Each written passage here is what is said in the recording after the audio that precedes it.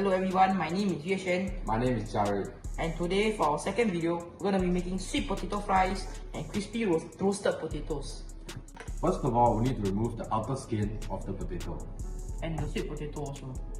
So now that the pao pea of the potato and the sweet potato have been removed, we now cut the potato into bite-sized pieces like this, and I'll cut the sweet potato into fries. So for this one, I'm going to even it out first.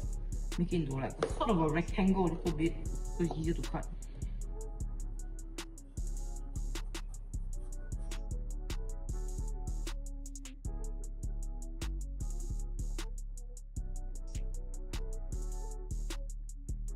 After slicing the potatoes, you want to rinse and soak them in water to remove the excess starch and to ensure consistency of the potatoes. So now I have washed and rinsed off all the excess starch, most excess starch from these sweet potatoes. I'm going to add a bit of cornstarch. This is to let the outer layer crisp up. So just now the water is to move the starch inside so it doesn't turn a bit mushy, the texture.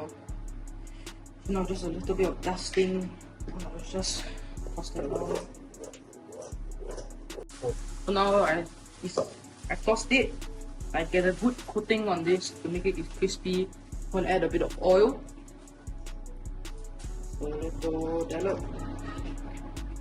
Most of the oil will actually fall through the air fryer, so it looks like a lot of oil, but it's not that bad.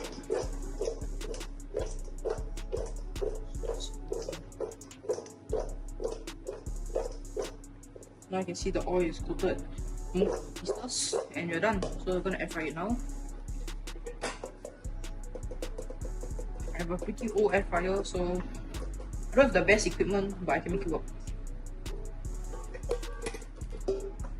So now I'm gonna air fry it at 200 degrees Celsius until it's crispy. I don't give the exact timing because it depends on the crispiness you like. So just check it every 5 minutes to see whether it's done.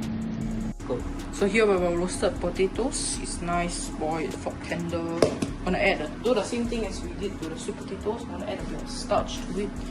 Toss it around. This is to give it a crispy exterior. Add my oil, like just now, olive oil. Sprinkle in a bit. Okay. It's not really a bit, quite a lot. And we're done.